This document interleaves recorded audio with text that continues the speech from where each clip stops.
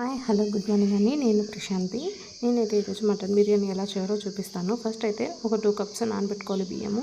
తర్వాత నేనైతే ఒక హాఫ్ కేజీ మటన్ తీసుకున్నాను. ఆ హాఫ్ కేజీ మటన్ ఒక 5 విజిల్స్ వచ్చే వరకు సరిపోయే వాటర్ నేను యాడ్ చేసుకొని విజిల్స్ వదిలేసాను. తర్వాత ఉడికిన తర్వాత దాన్ని తీసి పక్కన పెట్టుకొని దాంట్లో కారం, ధనియాల పొడి, గరం మసాలా, ఇంకా వెల్లుల్లి పేస్ట్ వేయట్లేదండి.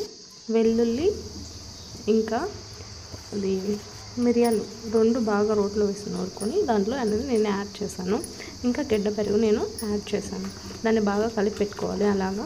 తర్వాత మనం ఒక దబరా తీసుకొని దాంట్లో నూనె యాడ్ చేసుకోవాలి. కొంచెం నూనె ఎక్కువే పడుతుందండి, ఎందుకంటే మనకి ముక్క అడుగంటకూడదు కదా, సో అందుకోసం. నెక్స్ట్ ఎర్రగడ్డలు, ఇంకా చెక్క, బిర్యానీ ఆకు అంతా యాడ్ చేసుకొని బాగా వేయించుకోవాలి. ఎర్రగడ్డలు అనేటివి బాగా బ్రౌనిష్ కలర్లో వచ్చేంత వరకు మనం వేయించుకోవాలి. అంతలో పక్కన అన్నం అనేది సగం ఉడకబెట్టేసుకోండి. ఆ అన్నం ఉడికేలోపు హాఫే ఉడకాలండి అన్నము. తర్వాత ఇంతలో మనకి ఎర్రగడ్డలు, చెక్క, లవంగాలు అవన్నీ వేగిపోయి ఉంటాయి. మనం కలిపేసుకున్నాం కదా మటన్ మసాలాలు, అది తీసుకొని వచ్చేసి దాంట్లో వేసేసుకోండి. ఎర్రగడ్డలు వేయించుకున్నాం కదా తర్వాత దాంట్లో ఒక 2 టొమాటోస్ కట్ చేసి వేసేసుకోండి. దెన్ ఇంతలోపు మనకి అన్నం అనేది హాఫ్ ఉడికిపోయి ఉంటుంది.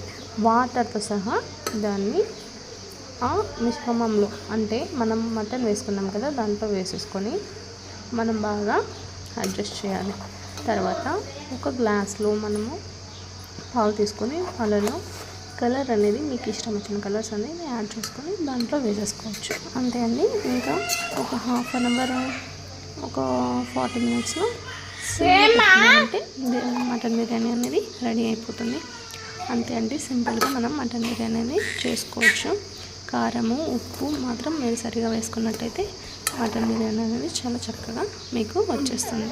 చూడండి ఎంత బాగా అనిపిస్తుందో, చాలా బాగుంటుంది. పైన మళ్ళీ కరివేపాకు, కొత్తిమీర, వేయించిన ఉల్లిపాయలు కన్నా వేసుకున్నామంటే ఇంకా చాలా బాగుంటుంది టేస్ట్ అనేది. ఉప్పు, కారం అనేది మనం కరెక్ట్గా వేసుకున్నట్టయితే బిర్యానీ అనేది చాలా బాగా కుదురుతుంది. అలాగే మనం సిమ్లో పెట్టుకొని లాస్ట్ వరకు ఉడికించుకోవాలి, లేకపోతే అడుగు అనేది అంటుకుంటుంది. సో మీకు మా వీడియోస్ నచ్చినట్టయితే ఖచ్చితంగా లైక్ చేసి సబ్స్క్రైబ్ చేసుకోండి.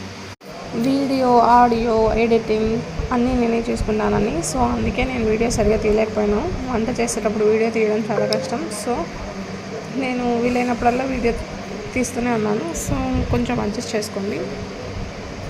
I think you can understand. Thank you.